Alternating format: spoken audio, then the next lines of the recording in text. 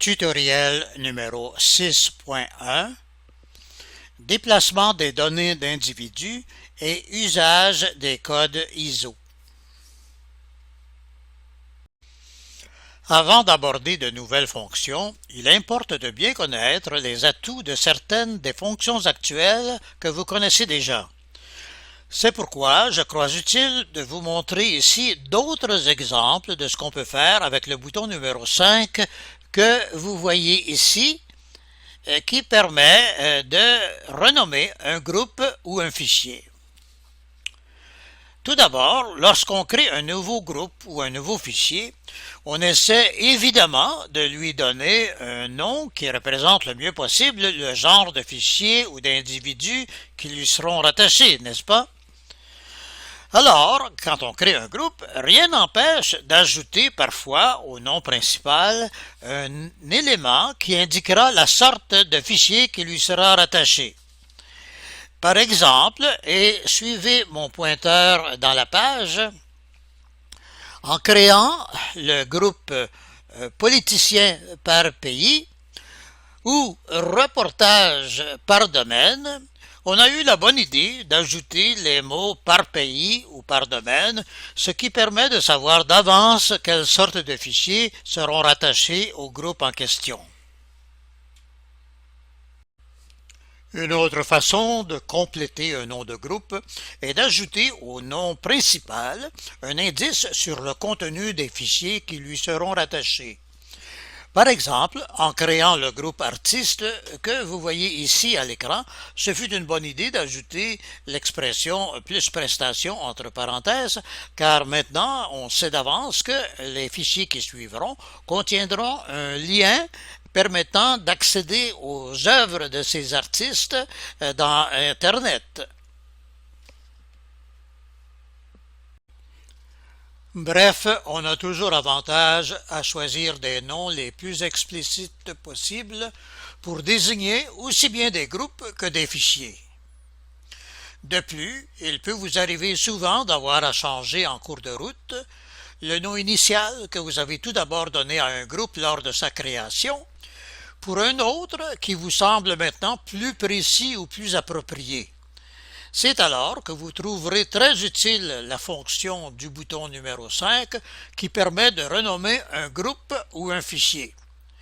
Nous allons vous en faire ici une démonstration en nous limitant à un seul groupe, soit celui-ci qui s'appelle politicien par pays. Un seul clic suffit pour ouvrir le groupe politicien par pays. Pourquoi un seul clic? Parce que c'est l'option transfert à l'interface qui est actuellement en vigueur et qu'à ce moment-là, un seul clic suffit pour ouvrir soit le groupe politicien par pays ou n'importe quel groupe, soit transférer un fichier vers l'interface. Mais il faut savoir que la règle est un peu différente lorsque c'est l'option modification des fichiers qui est actuellement en vigueur. Bien sûr, un seul clic suffit pour choisir un fichier et modifier son nom en utilisant l'un des boutons de la colonne de gauche. Mais qu'en est-il si l'on change de niveau et qu'on retourne au niveau des groupes en cliquant sur le bouton jaune?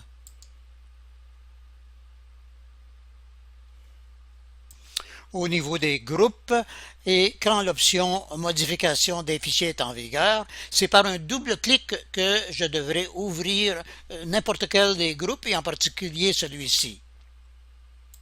Je dois faire un double clic comme vous voyez et je revois la même liste que nous avons vue tout à l'heure. C'est vraiment ici que commence notre démonstration sur les changements de nom. J'attire tout d'abord votre attention sur le fichier suivant, politicien avec entre parenthèses hispanophone, et je vous pose la question, est-ce vraiment une bonne idée de diviser les politiciens par la langue des pays qu'ils représentent? À vrai dire, toutes les divisions sont bonnes, en autant qu'elles ne remplacent pas la division par pays, qui est vraiment la meilleure. D'ailleurs, Vous le voyez bien ici, il y a plusieurs pays qui parlent l'espagnol. Il y a l'Espagne, il y a les pays d'Amérique du Sud, donc des pays très très différents. Alors il vaut mieux utiliser le nom des pays plutôt qu'un nom général. Ceci étant dit, comment allons-nous changer le nom de ce fichier? Pour le faire, je dois évidemment connaître l'identité des deux individus qui en font partie. À cet effet, je n'ai pas le choix, je dois d'abord changer l'option de base pour pouvoir transférer ce fichier par un seul clic dans l'interface. Et le premier individu qui apparaît dans l'interface, c'est M. Javier Milei, qui est le président de l'Argentine, le président actuel. Alors, il est évident qu'il vaut mieux placer le président de l'Argentine dans un fichier relié à l'Argentine plutôt que dans un fichier qui ne concerne que la langue espagnole. Et c'est évident. Mais qui est le deuxième individu qui fait partie de ce fichier? Pour le savoir, je dois cliquer sur le bouton rouge en haut de l'interface qui s'intitule « Liste des individus ». Voilà, c'est fait. Et je vois que le deuxième individu, c'est M. Nicolás Maduro, qui est l'actuel président du Venezuela. Alors lui aussi, il faut le placer dans un fichier relié au pays qu'il représente. C'est un moment que j'attendais depuis longtemps, car je vais maintenant vous montrer comment on peut transférer un ou plusieurs individus d'un fichier à un autre. C'est une nouvelle fonction qui était réclamée depuis longtemps, car il arrive souvent que des individus sont placés dans les mauvais fichiers par erreur, et c'est toujours un problème que d'avoir à recopier les détails d'un fichier à un autre.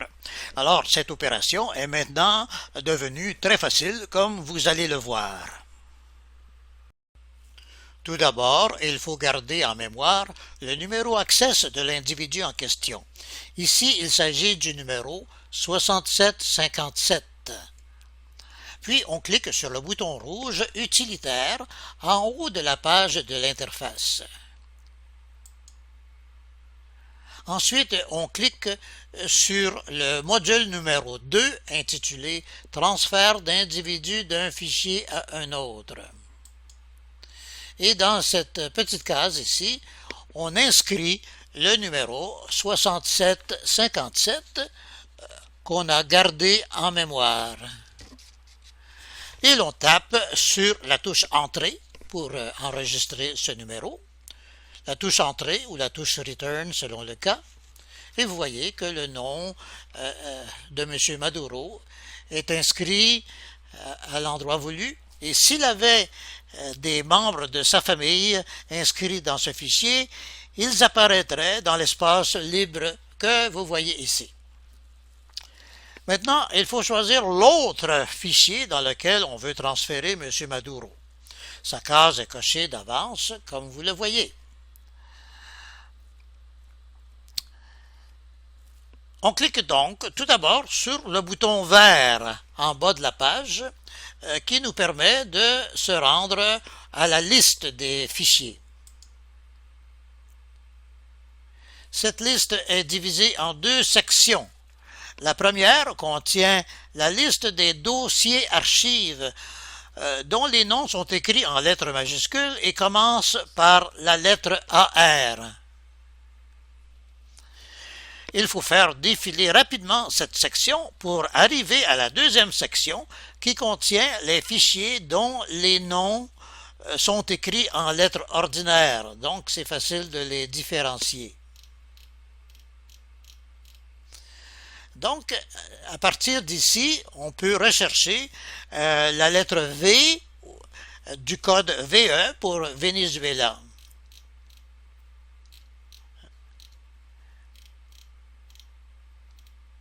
Alors, vous avez ici Venezuela et politicien. Alors, c'est le fichier que l'on recherche et il faut double-cliquer sur ce fichier pour le voir apparaître dans la case de couleur érable, accompagné de son fichier archive dont on n'a pas besoin ici. Maintenant, on a le choix. Ou bien on clique sur le bouton bleu au bas de la page, ce qui veut dire que M. Maduro ne sera plus présent dans le fichier d'origine, ou bien on clique sur le bouton rouge pour copier l'individu coché dans l'autre fichier, ce qui veut dire qu'il continuera d'exister dans les deux fichiers en même temps. Il est important de bien comprendre la différence entre ces deux opérations. Et dans ce cas-ci, il est évident qu'il faut plutôt cliquer sur le bouton bleu pour déplacer M. Maduro d'un fichier à l'autre, car il n'est pas question qu'il reste dans le fichier d'origine. Alors, voilà, c'est fait, et un message nous dit que l'opération a été complétée. Voilà.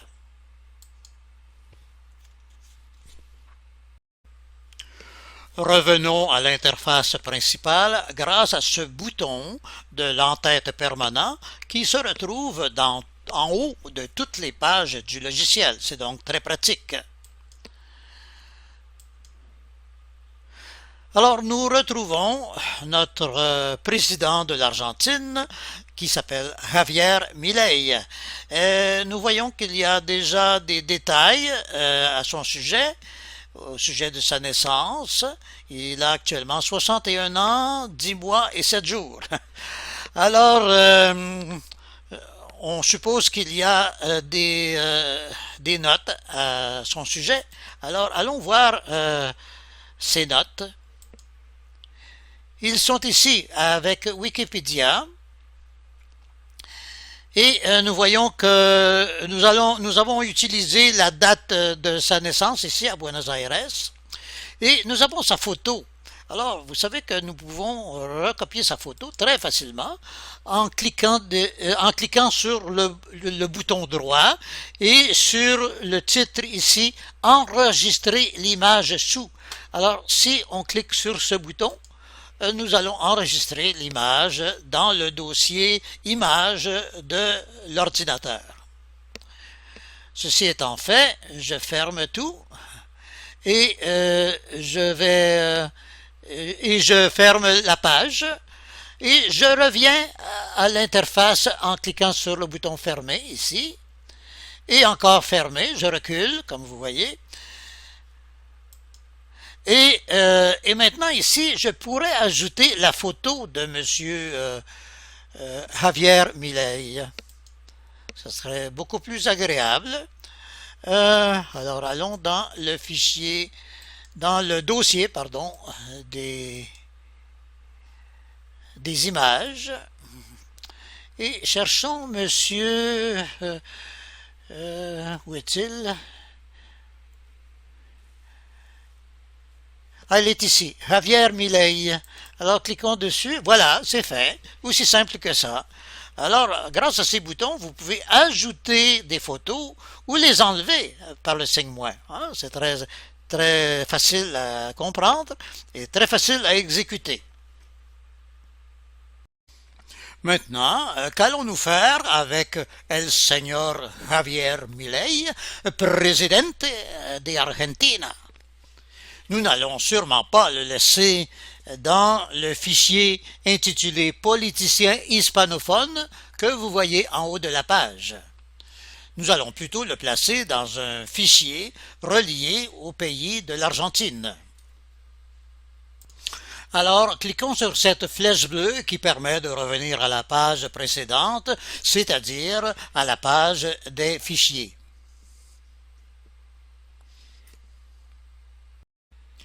Y a-t-il dans les deux parties de cette page un fichier relié à l'Argentine? Non, il n'y en a pas, mais cette fois-ci, au lieu de créer un nouveau fichier, je vais tout simplement changer le nom d'un fichier existant, à savoir celui qui est intitulé Politicien hispanophone. Et cela est d'autant plus facile qu'il ne contient qu'un seul individu, à savoir justement M. Javier Milei, président de l'Argentine. Afin de changer ce nom, je dois tout d'abord choisir l'option Modification des fichiers. De plus, je vais plutôt formuler le nom du pays selon la nouvelle façon de créer les fichiers qui consiste à placer le code du pays avant le nom principal. Vous en avez des exemples dans la partie droite de cette page. Pourquoi un code au lieu du nom complet du pays? C'est parce que les noms de pays sont de longueur très variable, ce qui prend parfois plus de place que prévu. Et pourquoi placer ce code au début du nom? Parce qu'on a besoin que l'ordre alphabétique se fasse tout d'abord sur l'élément distinctif qui est ici le nom du pays. Mais ce n'est pas tout. Nous verrons plus tard que l'usage des multicodes permettra d'ajouter facilement des informations pertinentes dans un espace plutôt restreint. Par exemple, les codes ISO pour identifier les subdivisions d'un pays et les sigles SIGLES pour identifier les partis politiques des politiciens. Or, il existe un code de 2 lettres majuscules pour chacun des pays de l'ONU. En ce qui concerne l'Argentine, on peut présumer que ce code est AR en lettres majuscules.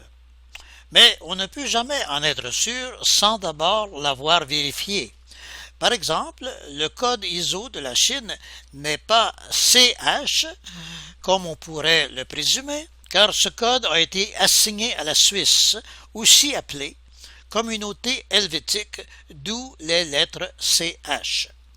Le code ISO de la Chine est donc plutôt CN en lettres majuscules.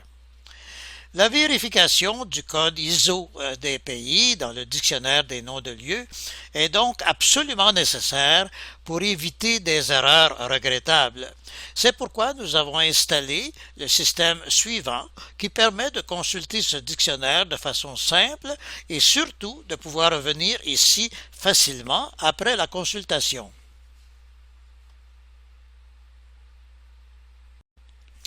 Dans la colonne de gauche, il y a un bouton intitulé Pays égale point d'interrogation. Il permet d'accéder au dictionnaire des noms de lieux de Geneator. Notez que ce bouton n'est disponible que lorsque l'option Modification des fichiers est en vigueur. Cliquons donc sur ce bouton. Voilà qu'un message surgit sur notre route. Cela veut dire que c'est la première fois ou, tout au plus, la deuxième fois que vous consultez ce dictionnaire. En effet, vous n'aurez plus besoin de revoir ce message une fois que vous aurez compris comment on peut revenir ici facilement après avoir consulté le dictionnaire. D'ailleurs, je vous expliquerai verbalement le but de ce message durant la consultation du dictionnaire. Pour le moment, je ne clique que sur le bouton rouge, ce qui n'empêchera pas le message de surgir à nouveau lors de la prochaine consultation.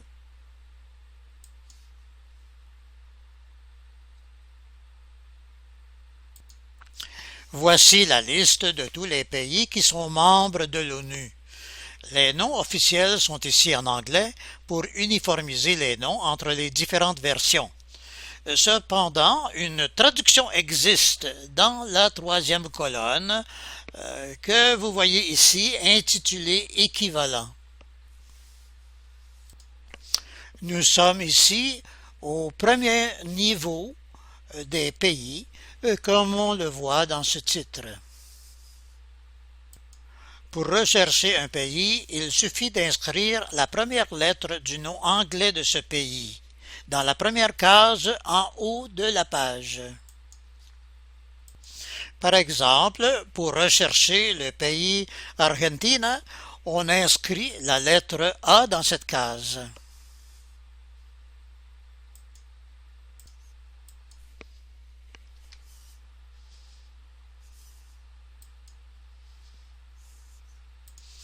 À droite du nom de ce pays, on aperçoit son code dans une colonne intitulée ISO. Il s'agit des lettres AR qui sont en majuscules, évidemment. Ce code étant maintenant confirmé, on peut donc retourner à la page des fichiers pour pouvoir l'utiliser. Mais la page des fichiers est située loin derrière la page du dictionnaire. Comment peut-on y retourner? On pense même alors à utiliser le petit X de Microsoft en haut et à droite de la page pour terminer cette session et en recommencer une autre. Mais ce serait une erreur de procéder ainsi et c'est justement cette erreur contre laquelle le message précédent nous a mis en garde. Il faut donc plutôt cliquer sur la flèche bleue en haut de la page parce que cette fois-ci, exceptionnellement, au lieu de nous ramener à la page précédente, cette flèche nous ramènera directement à la page des fichiers. C'est donc très pratique et c'est bon à savoir. Alors je clique sur la flèche bleue en question.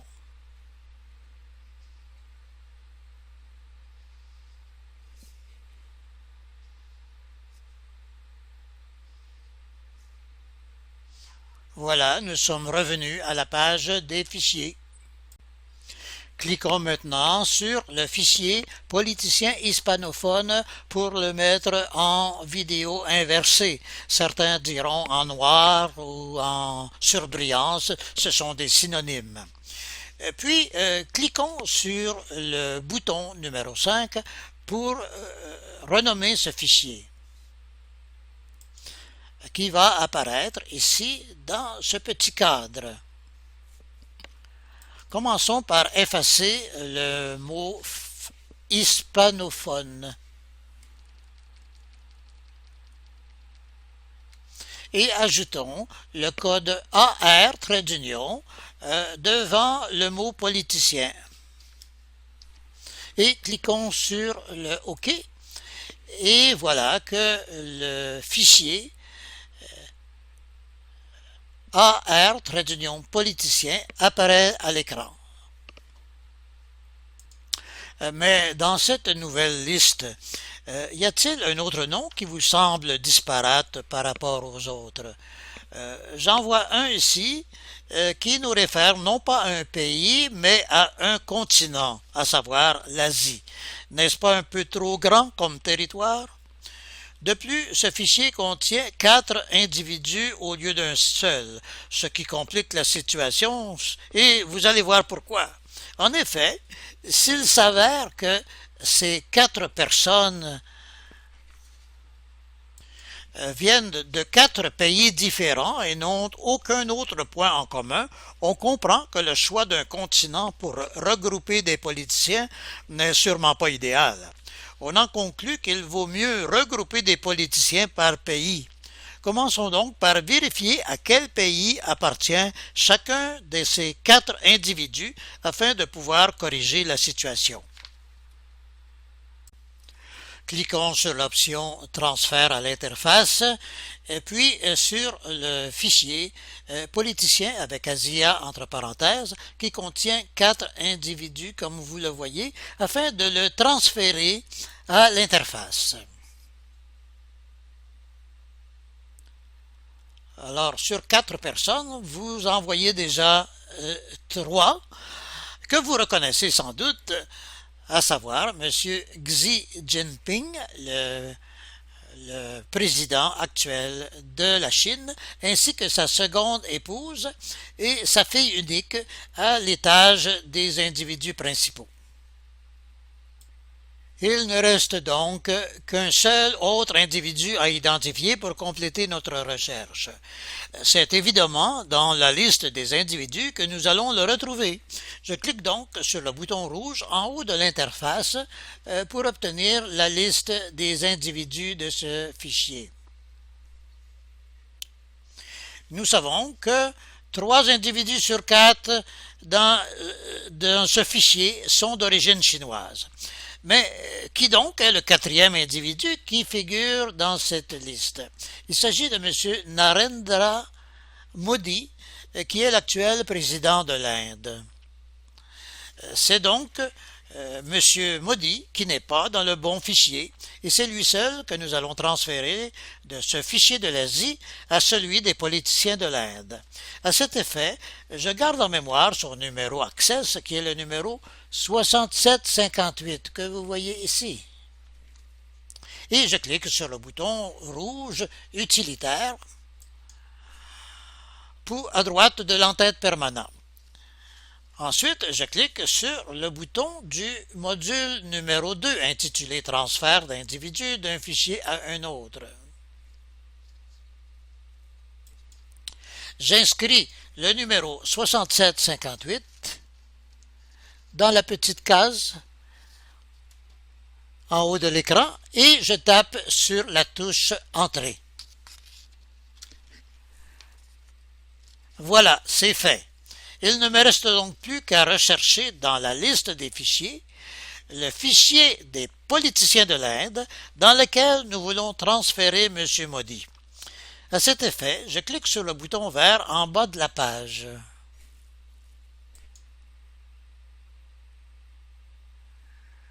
Mais sachant d'avance que la liste contient 2 sections, je peux la faire défiler rapidement afin d'atteindre les fichiers eux-mêmes qui sont écrits en lettres ordinaires. À partir d'ici. Et comme les fichiers sont en ordre alphabétique, je vais essayer de trouver le fichier dont le nom commence par le code IN. Alors, IN. Le voici, IN. IN politicien. Alors c'est celui-là. Je fais un double clic sur ce fichier et vous voyez qu'il apparaît dans l'une des cases au bas de la page, accompagné de son fichier d'archives dont nous n'avons pas besoin aujourd'hui. Il ne me reste donc plus qu'à exécuter l'opération selon l'une des 2 méthodes que vous voyez ici. Ou bien je clique sur le bouton bleu pour déplacer les données de M. Modi d'un fichier à l'autre, ou bien je clique sur le bouton rouge pour seulement les copier. Dans ce cas-ci, il est évident qu'il vaut mieux cliquer sur le bouton bleu pour déplacer les données de M. Modi vers le fichier des politiciens de l'Inde. En cliquant sur le bouton bleu, un message apparaît indiquant que l'opération a été complétée avec succès. Et l'on clique sur OK. Notez que s'il y avait eu une erreur ou qu'on regrettait pour une raison ou une autre d'avoir effectué cette opération, il y aurait moyen de l'annuler de la façon suivante. On n'aurait qu'à se rendre dans le fichier de destination, à savoir dans ce cas-ci IN-politicien pour politicien de l'Inde, et à exécuter l'opération inverse en utilisant le même module numéro 2. Ce module est donc d'une grande utilité, comme vous pouvez le constater. Maintenant, comme nous sommes encore dans le fichier d'origine du dernier transfert et que son nom est encore politicien avec Asia entre parenthèses, comme vous pouvez le voir dans cette case ici, il faut donc en profiter pour le renommer au nom de la Chine et selon la nouvelle formule qui place le code du pays avant le nom principal. À cet effet, cliquons tout d'abord sur le bouton intitulé Interface principale que vous voyez dans l'entête permanent. Ici.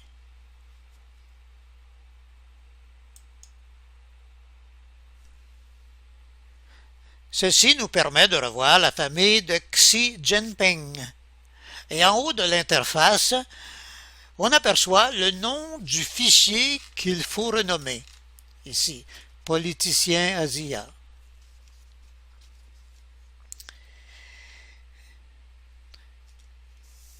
Et dans la case à droite, le nombre d'individus qu'il contient maintenant. Ce nombre est de 3 maintenant au lieu de 4 car M. Modi a été transféré au fichier des politiciens de l'Inde comme vous le savez. Donc tout est conforme.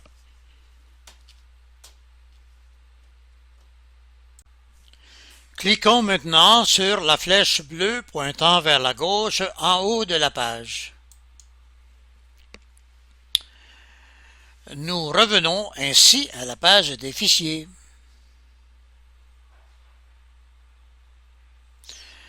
Cependant, si l'option Transfert à l'interface est encore en vigueur, il faut bien entendu la changer pour celle de la modification des fichiers afin de pouvoir renommer le fichier en question.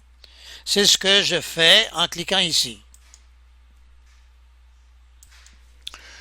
De plus, comme le fichier à renommer implique un pays, il importe de vérifier son code ISO dans le dictionnaire des noms de lieux.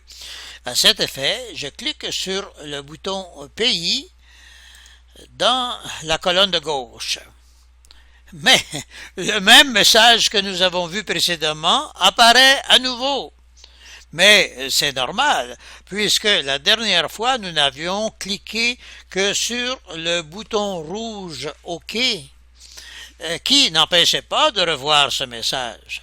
Vous comprenez maintenant pourquoi on vous disait qu'il ne fallait pas cliquer sur le petit X de Microsoft qui ferme la session. C'est ce qu'on vous disait dans cette ligne-ci. Et pourquoi on vous disait plutôt de cliquer sur la flèche bleue pour revenir à la page précédente, c'est-à-dire au point de départ qui était la page des fichiers.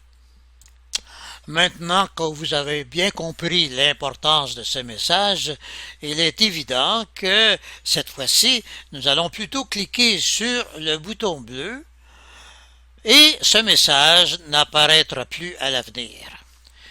Sachez toutefois que vous pouvez toujours revoir les anciens messages que vous avez occultés au cours des sessions antérieures, car ils sont tous accessibles dans le module 13.1 des utilitaires et c'est ce qu'on vous dit ici dans le petit texte en bleu entre parenthèses. Nous cliquons donc sur le bouton bleu pour accéder au dictionnaire des noms de lieux. Dans la première case en haut de la page, inscrivons la lettre C de China. Le nom de ce pays devient alors visible ici et à droite de son nom, on aperçoit son code dans la colonne intitulée ISO. Ce code est CN en lettres majuscules et non pas CH comme on pourrait le présumer. Ne faites pas l'erreur d'utiliser CH pour la Chine, car ce code a été assigné à la Suisse, qui a aussi pour nom Communauté helvétique. Il est donc important de toujours vérifier le code ISO de chaque pays dans ce dictionnaire. Cliquons maintenant sur la flèche bleue en haut de la page pour retourner à la page des fichiers, ce qui peut prendre un peu de temps vu que la page est un peu éloignée.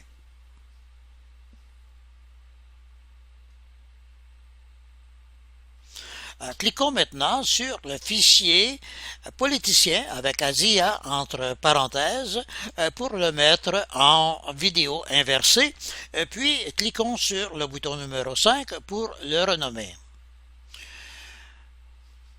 Un petit cadre avec ce nom apparaît à l'écran, comme vous voyez. Commençons par effacer le nom Asia entre parenthèses en prenant soin d'inclure l'espace libre qu'il y a entre le mot politicien et la parenthèse, comme ceci.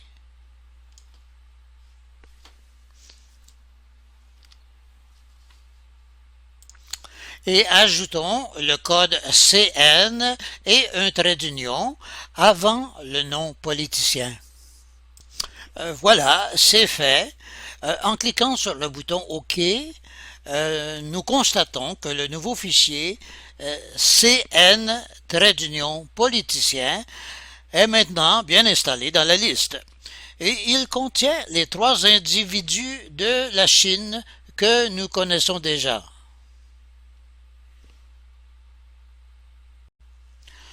Dans la liste que vous voyez, il ne nous reste donc plus que 4 fichiers dont il faut changer le nom selon les modèles que vous voyez à la page 2 de l'écran. Pour gagner du temps, je vais exécuter moi-même ce processus sans que vous ayez besoin d'y assister. Comme vous le voyez, tous les fichiers ont maintenant été renommés avec le code du pays au début du nom. Cependant, un code ne vous semble-t-il pas bizarre? C'est le double code CA-QC que vous voyez ici, identifiant la province de Québec. En effet, le Québec n'est pas un pays. C'est pourquoi il ne se trouve pas au niveau 1 dans la liste des pays de l'ONU. Mais alors, dans quel fichier allons-nous placer notre premier ministre François Legault? Bien qu'il soit aussi un politicien canadien, on voit mal, en effet, comment on pourrait le placer ailleurs que dans un fichier identifié au nom du Québec. Et c'est la même chose pour tous les politiciens du monde qui sont plus connus par la division administrative où ils habitent que par le pays lui-même. Il faut donc créer des fichiers ayant un double code pour représenter à la fois le pays et la division administrative. Mais où allons-nous trouver ce double code? Au niveau 2 et 3 du dictionnaire des noms de lieux. Je clique donc sur le bouton Pays que vous devez commencer à connaître pour me rendre au dictionnaire des noms de lieux. Par exemple, pour le Canada, on n'a qu'à cliquer sur la flèche rouge à gauche du nom de ce pays pour accéder au deuxième niveau de cette division administrative, c'est-à-dire à ces 10 provinces. Mais pourquoi y en a-t-il 13? À vrai dire, c'est que le Yukon, le Nunavut et les territoires du Nord-Ouest sont des territoires qui appartiennent au Canada et qu'on a ajoutés à la liste pour la compléter. Vous voyez ici la province de Québec avec son double code ISO qui est CA-QC en lettres majuscules. Mais à quoi servent toutes ces flèches rouges à gauche des provinces? Comme vous devez l'imaginer, elle donne accès aux autres niveaux de subdivision administrative de ce pays. Nous n'avons pas le temps de les examiner aujourd'hui, mais cela, vous pouvez le faire par vous-même, puisque vous comprenez maintenant comment le pays est structuré, ou plutôt comment ce dictionnaire est structuré. Retournons maintenant au niveau 1 où se trouve la liste des pays de l'ONU. À cet effet, il nous faut cliquer sur la flèche bleue qui permet de retourner à la page précédente, celle-ci.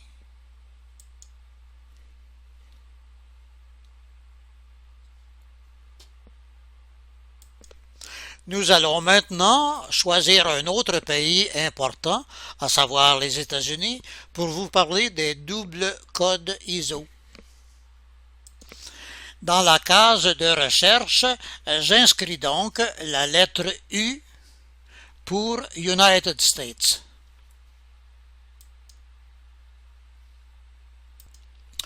Cependant, en cliquant sur la flèche rouge devant le nom de ce pays, Ce ne sont pas les 50 États des États-Unis que nous allons retrouver au niveau 2. On s'aperçoit en effet que ce grand pays a été divisé en grandes régions.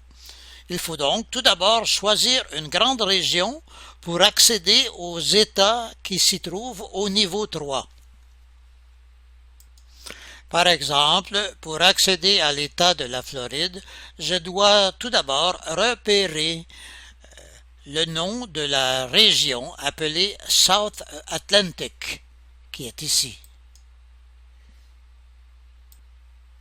En cliquant sur la flèche rouge à gauche du nom de cette région, on découvre l'État de la Floride dont le code ISO est US-FL en lettres majuscules.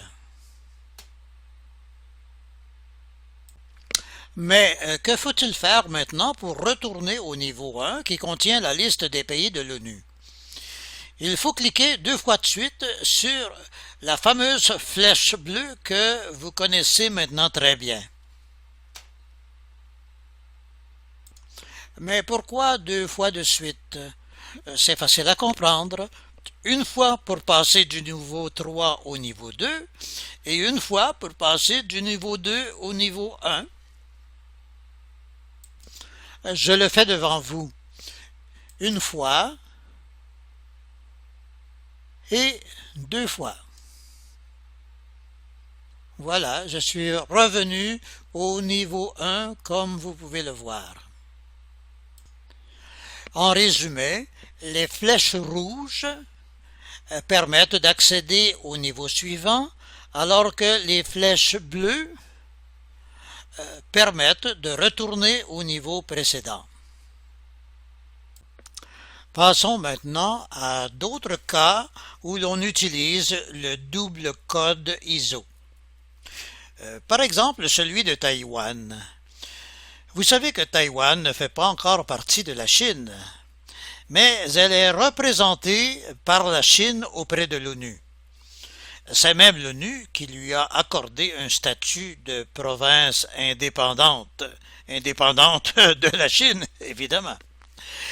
On peut donc présumer qu'un politicien taïwanais n'apprécierait pas d'être inclus dans un fichier dont le code ISO serait seulement CN, soit celui de la Chine. Ce n'est donc que par obligation peut-être qu'il acceptera d'être inclus dans un fichier dont le double code est CN-TW imposé par l'ONU. Allons voir où se trouve ce code dans le dictionnaire des noms de lieux. Tout d'abord, nous inscrivons la lettre C pour la Chine et en cliquant sur la flèche rouge à gauche du pays de la Chine, on rencontre Taïwan, province indépendante, avec son code ISO qui est CN-TW. Les autres régions que vous voyez ici ne sont pas des régions officielles, c'est pourquoi ils n'ont pas de code ISO. Cependant, en cliquant sur les flèches rouges ici, pour accéder aux autres subdivisions administratives, on rencontrera d'autres codes ISO. Mais ce n'est pas notre préoccupation aujourd'hui. Retournons au niveau 1 du dictionnaire.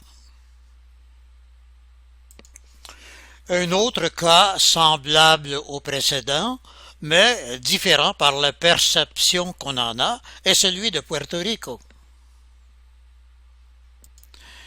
En effet, si vous me permettez cette comparaison un peu humoristique, un politicien de Puerto Rico sera fier d'être considéré comme un Américain, même s'il n'est citoyen que d'un État associé aux États-Unis.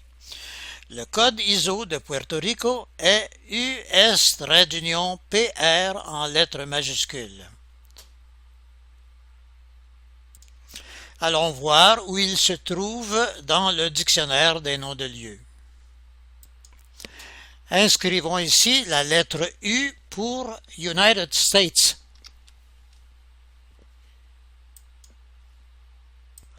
Cliquons sur la flèche rouge à gauche du nom de ce pays. Et déjà au niveau 2, nous apercevrons Puerto et son code ISO est US-PR. Nous rappelons que Puerto Rico n'est pas un État, mais un État associé aux États-Unis. Je crois que cela vous suffit comme exemple, car vous savez que les codes ISO du monde entier sont à votre portée dans le dictionnaire des noms de lieux de Geneator. Ce dictionnaire peut même être utile à vos enfants qui pourront s'en servir pour parfaire leurs connaissances en géographie. Pourquoi pas? Revenons maintenant aux 2 transferts de données que nous avons fait jusqu'ici d'un fichier à un autre. Il est vrai qu'un message a confirmé que les données de messieurs Maduro et Modi ont bien été transférées dans leurs fichiers respectifs, mais il est quand même normal de vérifier si le résultat de ces opérations est conforme aux attentes. Mettons tout d'abord en vigueur l'option « Transfert des fichiers » en cliquant ici. Puis cliquons sur le fichier IN-politicien pour le transférer à l'interface.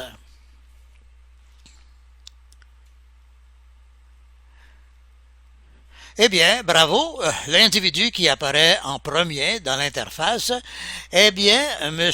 Narendra Modi, président de l'Inde.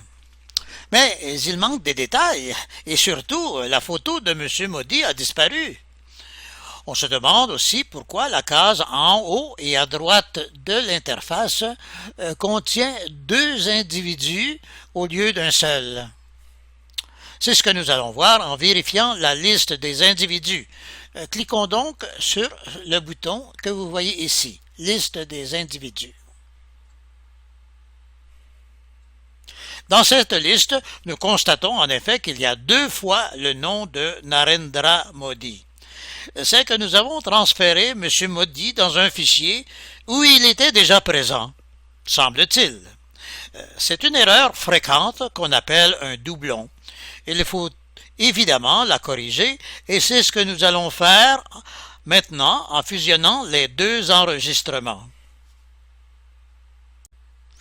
Pour effectuer une fusion, il faut tout d'abord savoir lequel de ces 2 enregistrements de M. Narendra Modi figure dans l'interface.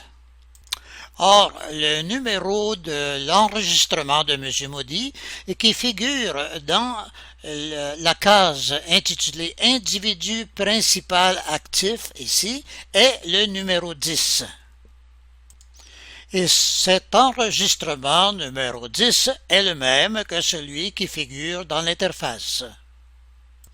D'ailleurs, vous voyez que cet enregistrement numéro 10 ne contient aucun détail, comme c'est le cas dans l'interface.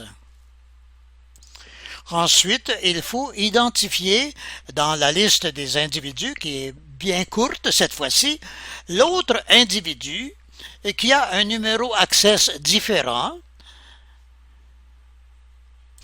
et qui contient tous les détails ainsi que probablement la photo de M. Modi. C'est donc cet enregistrement qu'il faut colorer en bleu en cliquant dessus. Au-dessus de la liste des individus, qui est habituellement beaucoup plus longue, il y a une série de 8 commandes qui changent le statut des individus. Et la commande numéro 1 que vous voyez ici fusionne l'enregistrement de l'individu principal actif, c'est-à-dire celui-ci qui porte le numéro 10, avec celui qui est ici en surbrillance, c'est-à-dire le numéro 9 qui est coloré en bleu. Alors, en cliquant sur ce bouton, un message apparaît avec toutes les directives pour effectuer la fusion. On clique sur oui et les deux enregistrements apparaissent côte à côte. Vous voyez que dans l'enregistrement numéro 9, tous les détails sont présents, alors que dans l'enregistrement numéro 10, il n'y en a aucun. Mais s'il y en avait et qu'il contredisait les détails de l'autre enregistrement, on pourrait dire qu'il ne s'agit pas de la même personne. Mais dans ce cas-ci, tel n'est pas le cas.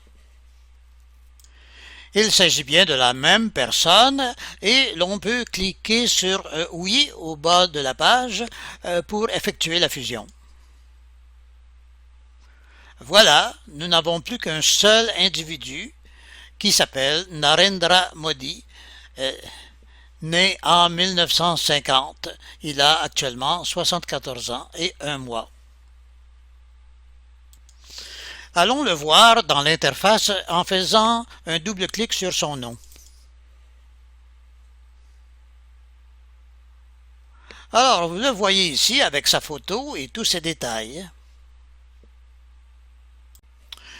Quant au deuxième cas, celui du transfert des données du président Maduro, nous l'avons vérifié à l'arrière-plan sans vous le montrer car nous sommes arrivés à la limite du temps alloué pour ce tutoriel. Pourtant, il nous reste encore beaucoup de choses à vous dire. Par exemple, nous ne vous avons pas encore parlé de la copie d'un fichier à un autre des données des 2 premiers ministres Trudeau du Canada. Il y a donc matière à susciter votre curiosité, n'est-ce pas? Nous avons donc dû scinder ce tutoriel en 2 parties et c'est dans la deuxième partie appelée tutoriel numéro 6.2 copie d'un fichier à un autre des données d'un individu que nous parlerons des politiciens Trudeau. Ne manquez donc pas de visionner ce précieux document.